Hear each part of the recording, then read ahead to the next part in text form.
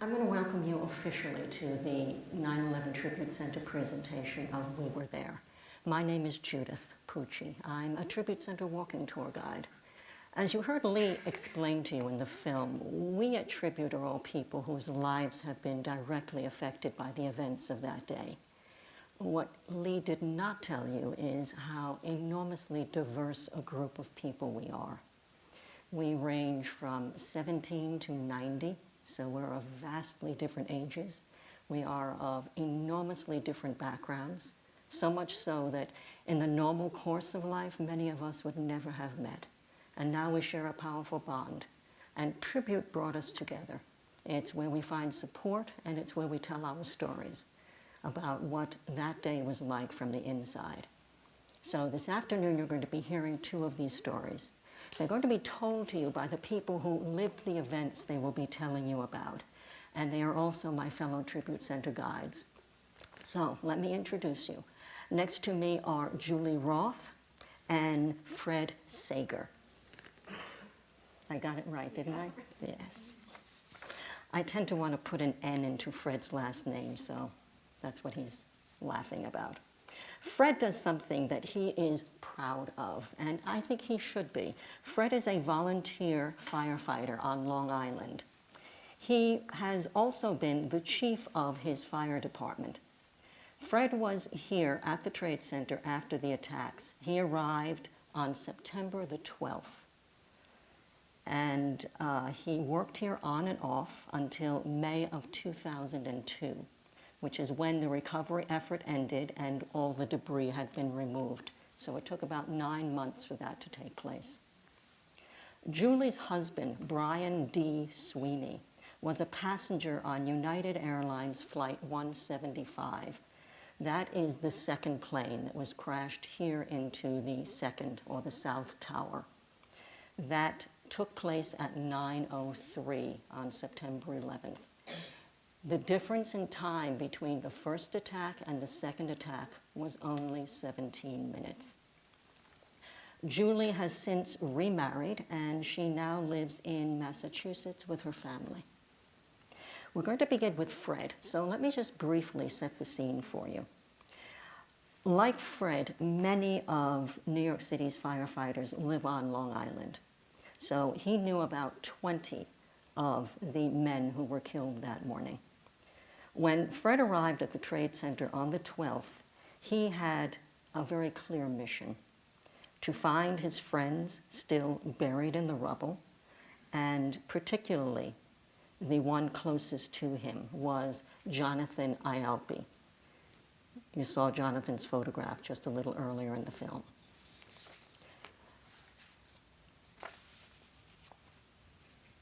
I'm going to let you take it from there, Fred. Yeah, sure. Okay. Hi. Hi. Here's my problem. My problem is I could talk about this for 3 hours and we have about 10 minutes. So it's either talk really, really fast or just pick a couple of things that we could cover. So what drove me to come down here? What drove people like me to come down here? The FDNY covers New York City. That's multinational. Everybody knows that. But the FDNY clearly suffered a devastating loss on September 11th. So that was all kind of supplemented by surrounding fire departments. And once you get out of New York City, you know, we're in Manhattan, we're in New York City.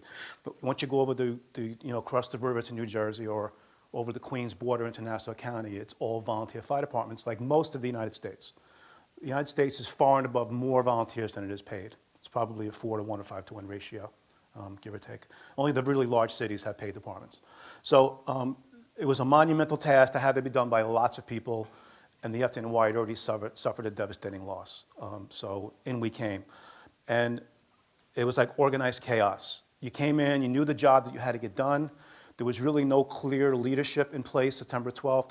You know, generally when you go to a fire scene or a police department scene, you check in a command post, you're given an assignment by an officer, you complete that assignment, you come back and say, okay, I'm done, what's next? There was really none of that. There were command posts set up, but we're talking 23 acres of debris. So it was very easy and almost practical to walk around the command post and just go out and start working, which is what most of us did. So my first impression was, because there's a south walkway and a north walkway, the north walkway had collapsed onto the West Side Highway. So the West Side Highway was now cut off from the northern part of Manhattan. So you couldn't just walk under it like you normally could. You had to go around through the World Financial Center, which is across the street, the other side of West Street. And when you came out under the south walkway, which was still intact, you came out, you made a left, and you saw the enormity of the site. I tell people it's like going to a sporting event that you've been watching on television all your lives, a football game, soccer, or whatever it is, and you go for the first time. It looks nothing like what you've been seeing on television. You either consider it really much smaller or much bigger than what you've been seeing on television, depending on what it is. And this was monumentally larger than the news was portraying it. We were getting very little snippets on television. There were no news helicopters allowed because there were no air traffic. There was no air traffic at all. So generally in a scene like that, you'd get a helicopter shot of the scene and you'd see the whole thing. There was none of that. So you're getting little snippets of 23 acres. So when you made that turn, you saw the whole 23 acres. And the first thing that impressed me, that overwhelmed me, was the buildings were 110 stories tall, 1 square acre each, times 2. And there were smaller buildings surrounding them, 6, 7-story buildings and a 22-story hotel. The highest point from ground level was 70 feet. So 110 stories, 1,450 feet, collapsed into the street in 11 seconds, and the highest point that was left was 70 feet above ground level. And 70 feet below ground level, there's a large parking garage. So the whole thing was flat. And it didn't take long to pick up on the fact that very obvious things were missing. There were very large steel beams, and mostly that gray powder that you've all seen the collapses in that big mushroom cloud, kind of a cloud that came off of that. That is the building itself. The building is collapsing like this. One floor hits the next floor, it crushes and decimates everything in the office and blows it out the windows. And that happened 10 floors for every 1 second. So 10 floors in 1 second collapsed, pulverized, and shot out. And that's that big gray cloud that you've seen. And all of the office contents, and unfortunately the people that were in those offices that were still in the buildings. And that's what's laying in the street. So the first thing that we encountered was 88, 86 degrees, sunny out, nothing like today. And it was beautiful out. And we're wearing our fire gear. Immediately we took our jackets off, threw them to the side. We wear bunker pants with suspenders, big clunky boots, gloves, helmet. Everybody always asks, did you wear a mask? We'll get back to that in a minute. So you go in, you pick a spot, and you would just start digging. In the first 2 weeks, you're looking for live people. That's our goal. Let's save somebody. And that goes on for about 2 weeks. In 2 weeks, rescue becomes recovery. There's no more viable life. And you change the whole mode of the operation. There's no more carefulness, and you can mimic large machines and grab large pieces of debris and dump it and go through it. You can't do that in the first 2 weeks, because if you do that, you may kill somebody who's alive under the rubble. So everything's done kind of gingerly. So you're in that mode for the first 2 weeks. Get in there, start digging, and immediately this powder-like substance would puff up in your face. It was like fine, fine talcum powder, and it would puff up in your face. Face now is covered gray. In 20 minutes, your face is gray. And now your eyes start to get, that's caustic, it's got lye and lime in it. Your eyes immediately start to tear, and your eyes are now going to be red for the next 12 hours. And the tears are running down your cheeks, not because you're crying, because you've irritated your eyes. It gets in your ears. Mask. Did you wear a mask? I get that question every time I do a tour. Did you wear a mask? I wore a mask for about 20 minutes. Put the mask on. I'm wearing all that gear. It's hot out. I'm fat. I sweat. So sweat's running down. It's mixing with the dirt. It gets to the edge of the mask, and now you have these clumps of that gray stuff, and it goes bloop, and it rolls inside the mask, and now you're eating it. So mask off to the side, and I wore a mask, and that was it. It's in your ears. It's in your eyes. It's drying out your skin. After a couple of days, everything's cracked. It's in your nose. It attacked every sense that you could imagine. Smell, touch, taste, everything. Every sense was being affected by what you were doing and what you were seeing. So we would dig. You would hit large obstacles, these large beams. What else did I notice not long afterwards? Think of what you have in your office or in your home. Think about going to work, your desk, your garbage can, your shoes, your computer terminal, the wooden door in your room, the windows, your mouse, everything that you have inside your desk, it was gone. There were no office contents. Everything in that office was pulverized. The only thing that survived was something that was flexible. A lot of carpeting. We'd find the cloth back to a chair, but not the chair itself. A lot of paper, a lot of small things, a lot of silverware. I found a lot of phones. That's back when those StarTAC phones were, in vogue, the ones that folded. Found a lot of those intact, broken but intact. ID cards, maybe a shoe here or there. Nothing bigger than that. As collectibles, I took a couple of pieces of marble about that big. I still have them. The sheets of marble in the lobby were maybe 10 by 10 sheets of marble. and there was marble in the entire building. And if you found a piece bigger than that, it was, you kept it because it was very rare. No glass, nothing, just all this powder. So it'd get in your eyes. So I need to fast forward to Friday. We're digging Friday. The first time it rained was Thursday night, which was a godsend for us because when we came in Friday morning and we started digging, everything was wet, it was compacted down. So when you dug for the first few inches, it was just clumpy. You like pick it up in little, dirt bombs, little dirt balls. Dirt bomb. We grew up in the Bronx. We had dirt bombs. Dirt, put them in the, get rid of it, and you go down, then it would become the powder again. So there's like 8 or 10 of us digging. It's Friday morning around 10 a.m. We're digging on the west side of the North Tower, and we go down about this far, and we find a foot. So now you're trying to clearly the person's not alive, but you don't want to damage the tissue. So you it's almost like an archaeological site. We use very small tools, none of the traditional firefighting tools. Little brooms, whisk brooms, little 3-pronged things you garden with in your backyard. I carried one of those with me. And you dig it, and then you uncover it, and then you might hit something small, and you have to go around it. We go ankle, calf. That might take a half an hour to uncover that. We got to the knee, and we go a little higher, and then we find a second foot.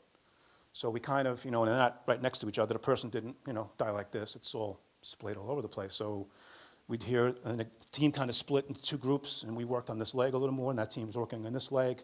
We got up to about here on the first leg, and it went under a very large beam. So we were limited what we can do there. So now we all move to digging the second leg. Get to about here in the second leg, a big piece of metal. You can't move it. And now you need a torch. Well, there's not a torch 5 feet away. It's 23 acres. And maybe we're sharing 8 torches. So the iron workers, which, by the way, the construction workers who were there were just, fire department, police tend to do that automatically anyway. But construction workers, iron workers, tin knockers, electricians, carpenters, they all came down, and they were doing the construction side of the job for at least a week or 2 before they even started considering getting paid for it. And they were just there. So you need an iron worker to come with a torch, and he would cut this piece of metal out. He cut the metal out, we folded it away, and there was a 72 on the other side of it. So we were thinking, all right, this person was in the stairwell of the 72nd floor in the North Tower when the building collapsed and just rode the staircase down, and that's how this guy wound up here. Dig a little more, we uncover a 3rd foot. So now we have at least 2 people, maybe 3. And now it's been 6 hours, 8 hours, and you're bent over like this. You're digging, the sun's beating on the back of your head, and you get exhausted. You can only go so far. So, I walked away after working for 10 hours, and we only got to the, a thigh on the first leg, maybe here on the second leg, and the third leg was less than that, maybe 4 or 5 feet apart. And now you have to your back is aching. There were guys waiting to take your place. There was always manpower. And you'd step and you'd walk away. And so the frustrating part was, I don't know how that story ended.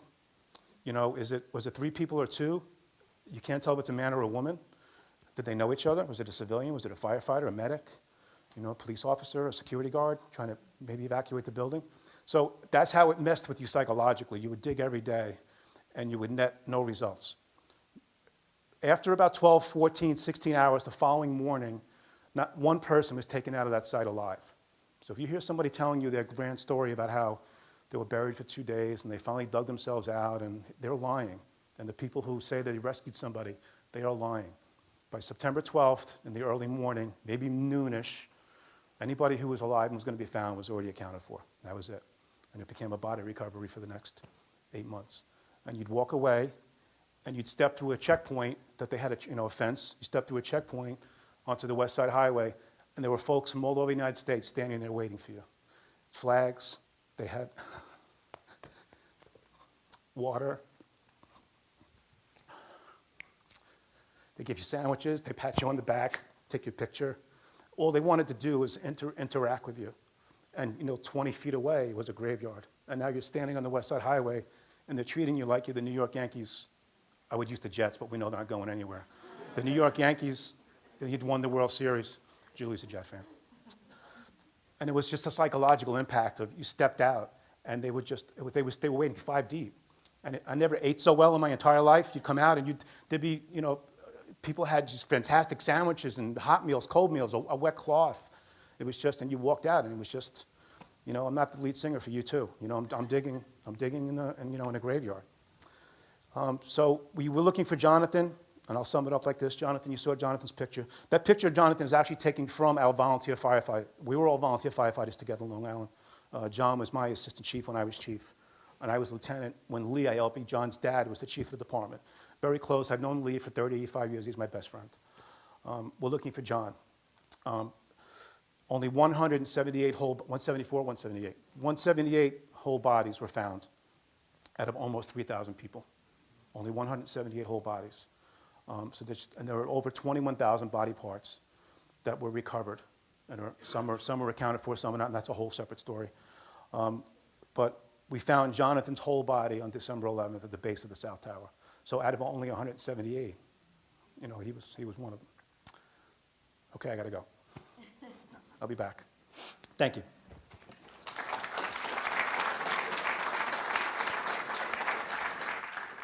Volunteer firefighters played really an important role after September 11th. They not only did the majority of work with the rescue and recovery effort, also remember that after September 11th, not only had so many, 343 New York City firefighters been killed, but so many firefighters were down here on what was called the pile, doing what you just heard being described. The volunteer firefighters were the ones who stepped in and made sure that when this city needed firefighting services during that period, we were protected in that way. So that is all part of what the volunteers did. Now, Julie is going to give you a very different perspective. On September 11th, she was a 29-year-old school teacher. She and her husband, Brian, had been married for 2.5 years at that point.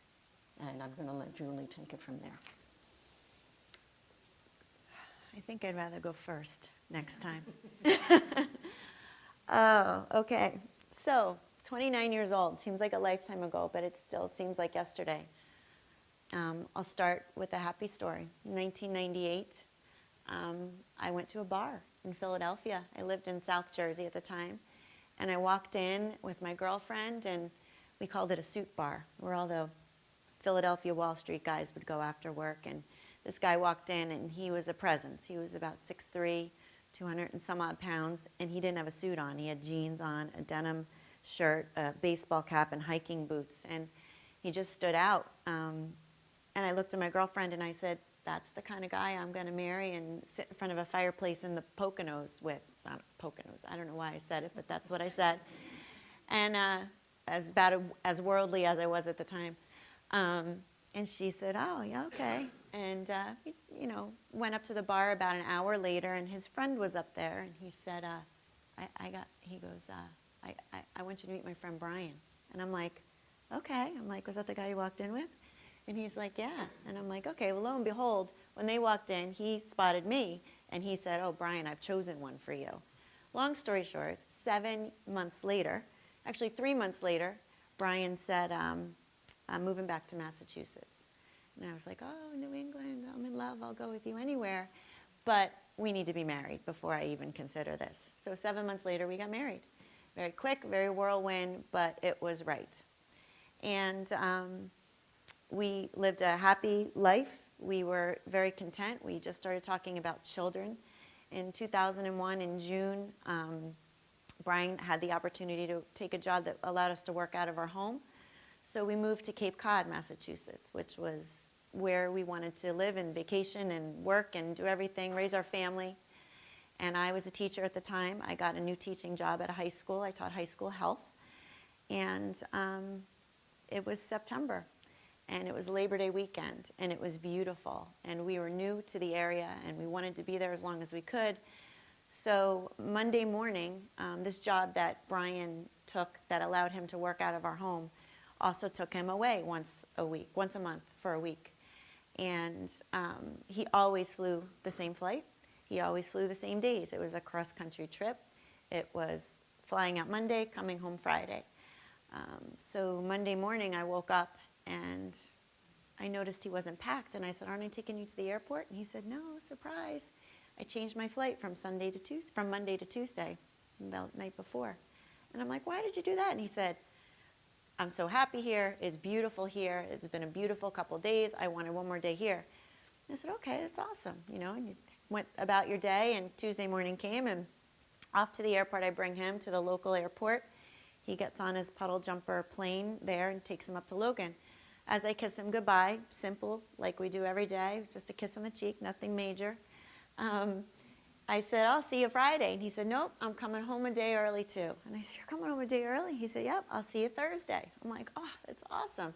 Off he went, off I went. 5th day of teaching in a brand new school. Really didn't know anybody at the time. And I'm teaching health. I'm defining it for these kids. Typical 13-year-old physical health, nutrition. They're shouting out answers. And I said, yeah, it's all those things, but it's spiritual health, it's mental health, it's emotional health.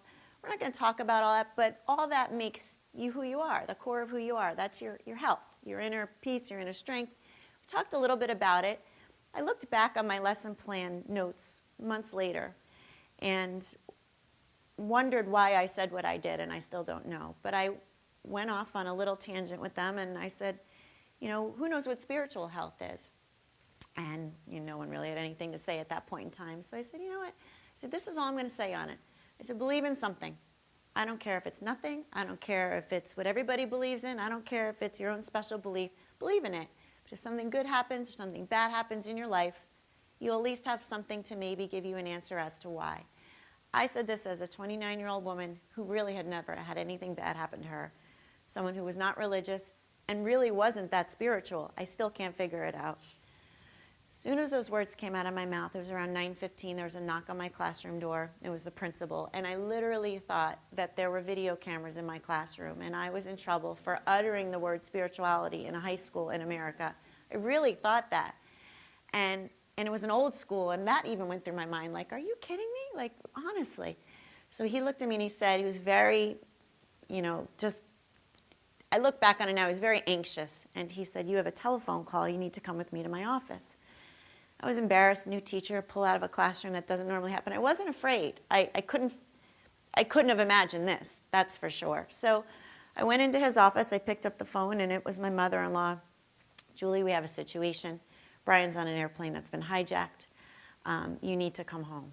You need to, and I said, I can't come home, Louise, I'm teaching. She goes, no, you don't understand. You have to come home, and please don't turn on the television. Well, that's all I needed to hear. I hung up the phone with her after she told me a few exchanges that her and Brian had had. And I looked at the principal. I said, please turn on the television. He said, no, I'm not going to do that. And I said, you really need to do that, right? And this is my boss. I'm like, you have to. And he turned it on. And what I saw at that time was what we've all seen, whether we witnessed that day or we've seen news accounts of it every year, you see this. And that was this jumbo jetliner just plowing into the south side of the South Tower. And I'm watching this, and I'm knowing that Brian's on a hijacked airplane. I know this. I've been told. It's been confirmed. She spoke with her son. And I literally look, and I see this, and my first thought was, gosh, I feel so bad for the people on that plane. And I'm listening to the news, and there's planes all over the place, and one would hit the North Tower in Pennsylvania, and this and that, and things are happening all over. And I felt bad for the people on that plane. And I felt it was justifiable in my head. It wasn't like I was some crazy, oh my God, no, absolutely not, Brian's not on that plane. But he was unique. I call him a hot ticket. He just was the coolest guy I think I will ever meet. He could do anything. His nickname was MacGyver. If you ever watched that show, MacGyver, that was the guy that could get out of any situation he was put in. It was crazy. He was the kind of guy you wanted next to you all the time, and that was his nickname. He built our home, he built our cars, he just could do anything. With that being said, he wasn't the pilot, but he was a pilot. He was a fighter, a Navy weapons fighter pilot in the Gulf War. He taught at Top Gun in Miramar, California. He was an instructor of the elite Navy weapons fighter school out there. He flew F-14s. He literally could have flown the plane. So I felt bad for those people. And I went home thinking, hearing the news and listening to it as things are unraveling, and I know that he's called me. And his mom told me that he left me a message, and I wasn't sure. I didn't know what to expect. So I walk into my house. after I got talked into leaving work, and I walk into my house and I notice very odd things sitting around that would have normally made me angry. And I had a little more patience with Brian at this point in time. So far, I didn't know what his fate was at the time, but I walk in and I see his dirty coffee cup from the morning and his shoes by the back door, and I remember vividly noticing these things that had a very different effect on me than they normally would have. And I beelined right over to my answering machine, and it was the old-fashioned kind that blinked, red lights, and there was a 1 blinking on it, and I didn't hesitate, and I walked over and I pressed play. And the first thing I hear is the little operator lady. She says 8:58 a.m. So that's when it was time-stamped, 8:58. Just so you have an idea of that day, if I'm familiar with the facts, his plane crashed at 9:03. So he called me at 8:58. He swiped his credit card on the old-fashioned phones that that sounds so crazy, but swiped a card on an air phone, called me, left me a message at 8:58, hung up, swiped it again, called his mother. Spoke with her for over a minute, so into the 9 o'clock hour. And she hung up the phone and hesitated and turned on the TV and saw that plane crash live into the South Tower.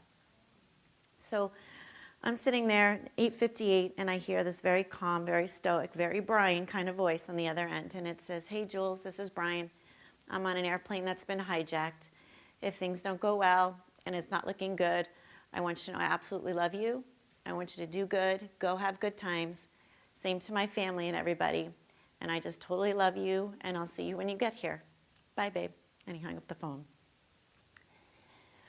At that moment, I knew he was gone.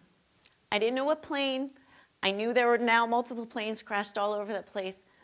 But I knew him well enough to know that he would have never, ever, ever picked up that phone and basically gave me my final marching orders. This is what's happening to me. I can't change it. I'm going to try, but I don't know what I'm going to be able to do about it. So if this happens, this is what you need to do. And with that message, I consider myself very blessed. In a situation where there was close to 3,000 lives taken in an instant, murdered, basically, I at least know where he was. He was in the plane. I know what plane. That was confirmed that day at 4 o'clock for me that he was on that flight manifest. So I saw it happen, but I saw that it happened quick, and there was not a question that there was any suffering after the impact. I know what his thoughts were minutes before he died, and his thoughts were with me and his family and the love that he had for us. And there are so many people that don't know. There are people that don't know if their family member suffered, if they dealt with heat and smoke and chose to jump out of the North Tower. I at least always have that. And that to me was a blessing that he gave me with his last breath. The difference in my loss is no greater than any of your losses in your life. A loss is a loss. A love is a love. But I have always, I think, taken on almost a Brian kind of attitude since it happened. And would I rather have had this person in my life for the short time that I did and loved him, and have him love me like I know no one probably ever will again, and lose him and deal with this, than to never have had him at all and then not have to deal with this pain? And the choice is easy. Love often equals loss and pain. But if you didn't have that love, how different would your lives be? I donated that message. Very quickly, I allowed the people who lost people on that plane to hear it, because it gave me such a sense of peace. I thought they would want to hear the same thing. There was no screaming. There was no chaos in the background that you could hear. And then I also have it here at the museum. If you haven't gone through the museum yet, or if you want to run back down and listen, he's part of the 9/11 timeline of the day. His audio recording is there. You can press play and you can hear it.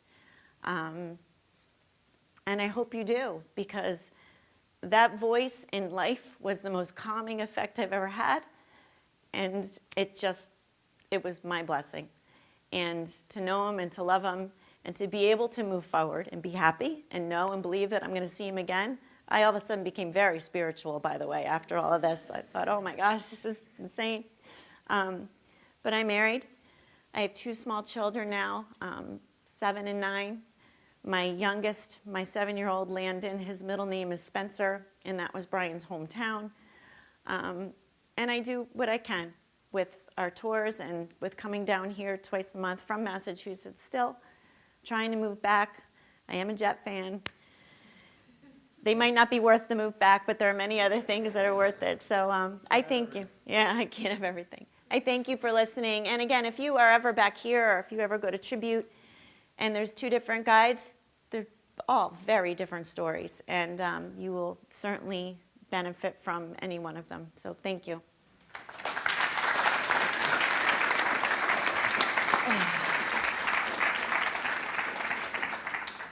$65. That's the number of people who were on American Airlines Flight 175. Brian was one of them. So the 65 people were made up of 56 passengers, 2 pilots, and 7 flight attendants. Just so you know, whenever you hear about the number of people who were on a flight, that number does not ever include the hijackers. Also with Brian on that flight, and I know Julie knows this very well, was Christine Lee Hansen. Christine has the grotesque distinction of being the youngest person to have died on September 11th. She was 2 years old. So, with her parents. I like to think that maybe she and Brian had some interaction. We are running short on time, but I want to let you ask one question if anyone is just dying to ask something. If not, then what we will do is after the program, we'll be happy to continue this. So if any of you do have questions, we'll be right outside the exit. Oh, I want to thank both of you. Oh, yes, we do. Oh, we have a, good. I'd like to know if y'all happen to have a count or know how many people have passed away since 9/11 due to 9/11's dust and the sickness. The Let me question just is, repeat how many, do we know how many people have passed away since 9/11? From there. I could tell you the number now, but it's going to be different tomorrow, so what's the point? It changes, literally changes daily. And I'm going to tell you that I don't know the number, and I seriously doubt, it's almost impossible to keep an accurate accounting, because there are people who are not, that maybe got sick and didn't register with a medical facility. You know, there are, and if you are registered with a medical facility, I have to say, from what I've seen and heard, they really are very good about getting you help, getting you care, you know, hopefully the care you need. The fire department, I know, because that's the entity that I'm the closest with, they take very good care of their members. On the police department too. But, you know, what about the window washer? You know, or maybe somebody who worked here for 1 day and then, you know, didn't register, didn't really even tell anybody, and now that guy has got a lung issue. But it's probably in the thousands already. And unfortunately, we're more concerned with the Kardashians than we are with, you know, the firefighters and the rescue workers who are passing away every single day. You might find an article about it in, you know, page 7 or 8 or the other newspaper. And there are separate foundations that go on, but it's really, you know, when you have a network of people like us, we're really the only ones that really kind of hear about it. There'll be fundraisers, and there's memorials and scholarships. There's thousands of scholarships, thousands. But to answer your question, I don't know the answer, and it literally changes every day. Thank you, both of you, for doing this. It was very generous. And I want to thank all of you as well. This is not just, you know, a polite thank the people thing I'm saying here. You probably have no idea how important you are for our storytelling. You actually are essential to that process, because it is with you that together we take a piece of that brutal day and we create from it a life-affirming experience. We hope that these stories will deepen and enrich your time here at the museum today. So on behalf of us, on behalf of the Tribute Center, with complete sincerity from the heart, thank you all very much for choosing to spend your time with us.